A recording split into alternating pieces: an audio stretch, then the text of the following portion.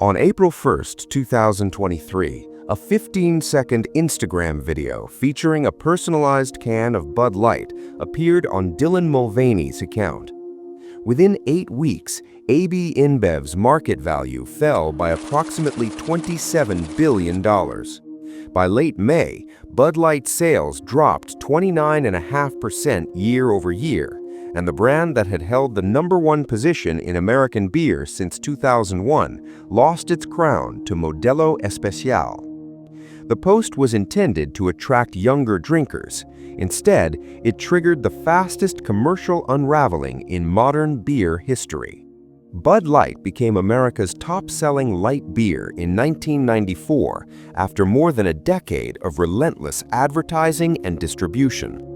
7 years later, in 2001, it surpassed its sibling brand Budweiser to become the nation's overall best-selling beer. For more than 2 decades, Bud Light dominated American drinking culture through mass-market visibility, consistency, and cultural ubiquity. The brand spent hundreds of millions annually on advertising across Super Bowl broadcasts, NFL sponsorships, and mainstream entertainment, embedding itself in tailgates, college campuses, and weekend gatherings across demographic lines. By the late 2000s, Anheuser-Busch controlled nearly 20% of the U.S. beer market through Bud Light alone. The brand's business model relied on scale, predictability, and trust built through decades of repetition. It was not a craft product or a premium offering. It was an infrastructure play, designed to be everywhere, always available, and never divisive. The brand traded on familiarity, not innovation.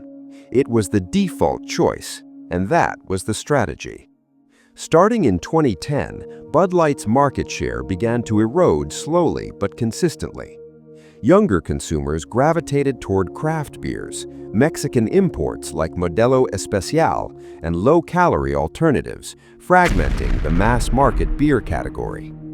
Craft beer sales grew at 20 to 30% annually in some regions, and health-conscious consumers began avoiding traditional domestic lagers altogether. By the early 2020s, Bud Light was still #1, but bleeding volume year after year. The brand's identity, built on broad appeal and fraternity humor, felt increasingly out of step with younger audiences who no longer watched the same television programs or responded to monolithic advertising campaigns. Internal concern grew. Alyssa Heinerscheid, appointed as Bud Light's vice president of marketing, described the brand's trajectory plainly in March 2023. If the brand did not attract young drinkers, there would be no future for Bud Light. The brand faced a structural challenge.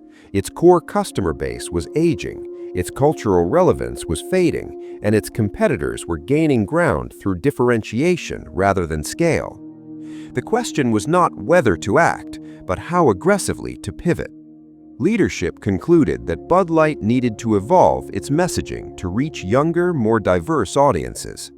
Heinerscheid described the brand as suffering from a hangover of fratty, out-of-touch humor and argued that inclusivity and tone shifting were essential to relevance. The strategy was not new to Bud Light, which had previously distributed rainbow-themed cans during Pride events and partnered with LGBTQ+ organizations. The Mulvaney collaboration was framed internally as part of a broader campaign to address the brand's decline through representation and cultural repositioning. Mulvaney, a transgender influencer with millions of followers on TikTok and Instagram, had worked with brands before, and the partnership involved sending personalized Bud Light cans to celebrate her transition anniversary. Leadership believed the collaboration would signal openness, attract younger consumers, and differentiate Bud Light from competitors without alienating its existing base. The logic was commercial, not ideological. Younger audiences valued authenticity and inclusivity, and the brand needed to demonstrate both to remain viable. The risk, however, was underestimated. The collaboration was not positioned as an expansion of the brand's identity, but as a departure from it, and the distinction mattered. The April 1st Instagram post was not the first.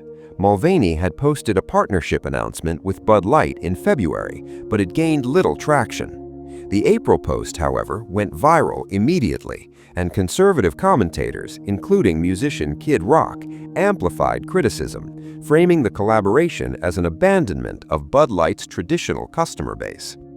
Within days, calls for a boycott spread across social media platforms, and retail data began reflecting the shift. The backlash was not driven by a single group, but a perception among core customers that the brand had chosen a new audience over them.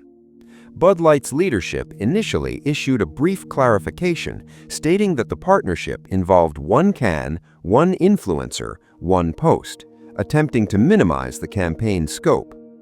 Days later, CEO Brendan Whitworth released a statement saying the brand never intended to divide Americans and was in the business of bringing people together over beer.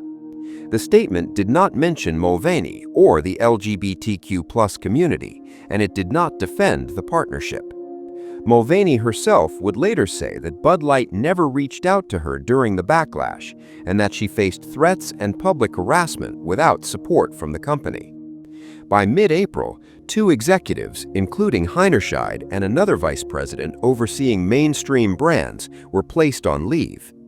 The company's response appeared reactive and defensive, neither committing to the campaign nor defending it publicly. The perception spread that the brand had made a calculated bet on attention, realized it had miscalculated, and retreated. Trust, which had taken decades to build, fractured in weeks. Sales data confirmed the collapse. For the week ending April 8th, Bud Light sales dropped 11% year-over-year. The following week, sales fell 21%. By late May, the decline reached 29.5%, with revenue down 25.7%. AB InBev's stock price fell 20% from its March 31st valuation of $134.55 billion to approximately $107 billion by late May, erasing over $27 billion in market value. In June, Modelo Especial officially surpassed Bud Light in dollar sales for the first time, ending Bud Light's 22-year reign as America's top-selling beer. By October, AB InBev reported a 13.5% decline in U.S. revenue and a 17.5% decline in U.S. sales volume for the third quarter. Weekly sales remained down 30% compared to the prior year as of December 2023. By early 2024, more than a year after the boycott began, U.S. sales were still down 9.1%. with retail sales declining 13.7%. Attention had surged, but demand collapsed. The distinction was critical. Bud Light became one of the most discussed brands in America, but conversation did not translate to purchase intent. The brand had gained visibility while losing customers, and the visibility itself had become the liability. AB InBev did not publicly defend the partnership or reaffirm its commitment to inclusivity after the initial statement. The company focused instead on rehabilitation campaigns targeting its traditional base, including celebrity-driven Super Bowl advertisements featuring Peyton Manning and Post Malone. In November 2023, Benoit Gaube, AB InBev's U.S. Chief Marketing Officer, announced his resignation effective at year's end. The company described the move as part of a restructuring to reduce layers and accelerate a return to growth, but the timing suggested accountability. Heinerscheid and the other executive placed on leave did not return to their prior roles. Leadership framed the crisis as a lesson in unity and bringing people together, but the brand's actions suggested a different conclusion: that attention without alignment is commercially dangerous. Bud Light invested heavily in advertising throughout 2024, attempting to rebuild trust through familiarity and nostalgia, but sales recovery remained slow and incomplete. The brand had not disappeared, but it had lost inevitability. It was no longer the default choice. Bud Light mistook audience expansion for brand evolution. The company believed it could attract younger, more diverse consumers without alienating its core base, but the partnership was perceived as a rejection of existing customers rather than an invitation to new ones. The brand had built decades of trust on consistency and neutrality, and the collaboration fractured that perception in a matter of days. Leadership failed to recognize that visibility and loyalty operate on different timelines. Attention is immediate and viral. Trust is slow and earned through repeated behavior. The brand prioritized the former without securing the latter, and the result was commercial whiplash. The response compounded the failure. Rather than committing to the partnership or defending the decision publicly, leadership issued vague statements about unity and placed executives on leave. The retreat signaled that the collaboration had been opportunistic rather than principled, and that perception deepened distrust among both traditional customers and the audiences the brand had attempted to reach. Bud Light had wanted credit for progressiveness without accepting the cost of conviction, and the market punished the inconsistency. Bud Light's collapse was not about politics or culture. It was about misreading the commercial foundation of a mass-market brand. Brands built on ubiquity and neutrality cannot afford to be polarizing, even unintentionally. Leadership believed attention could replace relevance, but attention without trust does not drive demand, it drives scrutiny. The brand gained visibility and lost customers, and the visibility itself became toxic. $27 billion in market value evaporated not because of a single Instagram post, but because that post revealed a strategic misalignment between what the brand believed it needed to become and what its customers expected it to remain. Survival is not the same as success, and recovery is not the same as restoration. Bud Light remains in business, but it no longer leads. It lost inevitability.